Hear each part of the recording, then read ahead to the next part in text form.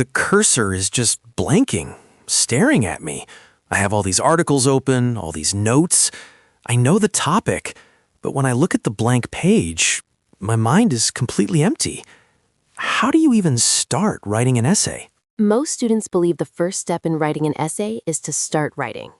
Right. What else would it be? It sounds reasonable, but that's why the blank page is so frightening. It asks you to create something from nothing.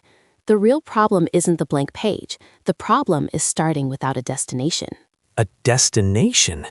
You mean like knowing my conclusion before I start? Not quite. It's simpler. An essay is not a document you write. It's a journey you guide your reader on. Your first job isn't to be a writer, it's to be a guide. And every journey starts with a promise. A promise? Think about the introduction. Most students see it as a place to summarize the topic. In this essay, I will discuss the history of the internet. It's boring. It informs, but it doesn't invite. I write that exact sentence all the time. My teachers told me to state my thesis. And that's good advice, but how you state it changes everything. A weak introduction gives a fact. A strong introduction creates a question. It makes a promise to the reader. If you give me your attention for the next few pages, I will answer a question that matters. Your introduction needs to be compelling. So instead of saying this essay is about pollution, I should, what? Ask, is pollution a problem? That seems too simple. You're on the right track, but you can go deeper. Let's imagine your topic is plastic pollution in the ocean. The boring start is, plastic pollution is a major environmental issue. A compelling start might be, scientists now believe there will be more plastic than fish in the ocean by 2050. How did we let this happen? Ah, okay. The first one is a fact I can ignore. The second one creates a tension, a mystery. It makes me lean in and think, yeah, how did that happen? Exactly. You've made a promise. You've promised to explain the how. The reader is now on the journey with you, not just watching you from a distance. The introduction is not about stating your topic. It's about making the reader care about the destination. So the intro is a promise. It sets up a question. Then the body paragraphs are where I just put all my facts and research, right? That's what most of us are taught. We gather information and then we put it in paragraphs. But this leads to what I call the information dump. The information dump. I think my last 5 essays were information dumps. It's just a list of facts. Paragraph 1, some facts.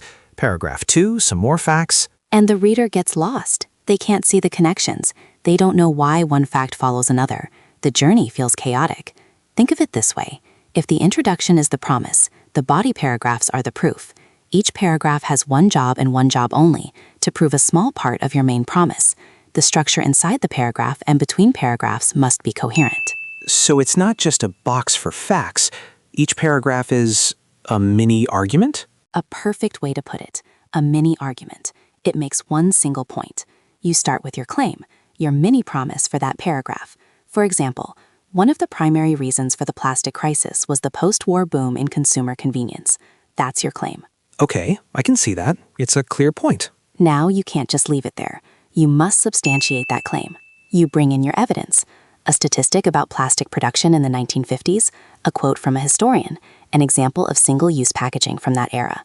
The evidence doesn't just sit there. It directly supports your opening claim for that paragraph. Everything is connected. So every paragraph follows that pattern. Claim, then evidence. It sounds so simple, almost too simple. Simple is clear. Simple is powerful.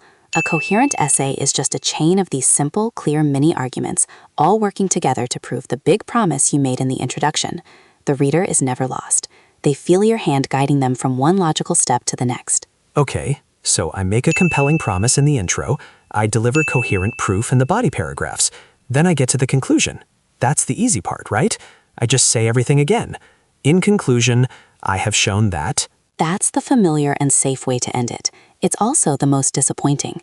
Imagine a guide takes you on a long, difficult hike to the top of a mountain. You finally get there, and for the big finale, the guide just reads you the map of the trail you just walked. I'd feel cheated. The whole point of the climb was the view. Precisely. The conclusion isn't a summary of the map.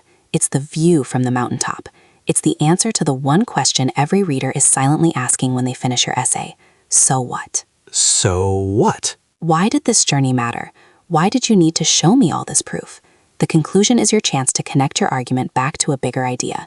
It's where you explain the significance. You don't just repeat what you said, you reframe it. You leave the reader with a final, powerful thought. Your conclusion has to be memorable. So for the plastic essay, instead of saying, in conclusion, plastic pollution is caused by consumerism, I would what? You might connect it back to the shocking statistic from your introduction. You could say something like, the journey to a sea filled with more plastic than fish was not an accident. It was a series of choices, and understanding those choices is the first step to making new ones. Wow, that feels different. It feels bigger. It's not just a summary, it's an echo of the whole argument, but with meaning. It's the echo. That's a beautiful way to think about it. The introduction is the promise, the body is the proof, the conclusion is the echo. That makes sense, but it still feels hard. If this is true, why do so many good students still struggle? My teacher gives me a topic like, analyze the role of trade policy in 18th century Europe. It's so academic. It's just facts. How do I make a compelling promise out of that? There's no human story there. That is the key challenge, finding the hidden story, the hidden tension in any topic. Trade policy in 18th century Europe sounds dry, but what is the question hiding inside it?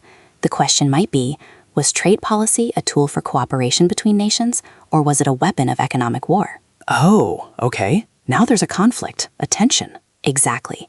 You just found it.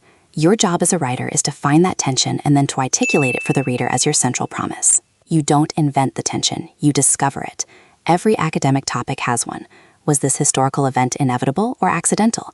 Was this scientific discovery a blessing or a curse? Your essay takes a side and guides the reader through the proof. So even for a boring history topic, I can create a compelling journey. I just have to find the hidden question first. And it changes everything. It turns essay writing from a task of filling a page into an act of building a case. It gives your writing purpose. Let me see if I have this. The entire system is built on one idea, guiding the reader. It starts with the introduction, which isn't a summary, but a compelling promise that creates a question. Yes. Then the body paragraphs are the proof, not just a list of facts, but a series of coherent mini-arguments. Each one makes a claim and then uses evidence to substantiate that claim, guiding the reader step by step. Perfectly said. And finally, the conclusion isn't just repeating myself. It's the echo. It's answering, so what? And leaving the reader with a memorable thought that makes the whole journey feel important. The promise, the proof, and the echo. It's a map for the writer, which becomes a clear journey for the reader. So it's not about sounding smart or using big words. It's about clarity. It's about being a trustworthy guide. When you focus on being a good guide, the intelligence takes care of itself. Your ability to articulate a clear path, to build a coherent argument, is far more impressive than using a few fancy words. This whole time, I've been trying to be a genius, but I just needed to be a guide. And a good guide respects the reader's time. They make the path clear. They don't just present information, they create understanding. They make a compelling promise, and they keep it. The blank page doesn't feel so scary now. It feels like a map I haven't drawn yet. Hello, and welcome to Modern Skills in English. We hope that shift in thinking was helpful. Let us know in the comments what other student challenges you'd like us to explore.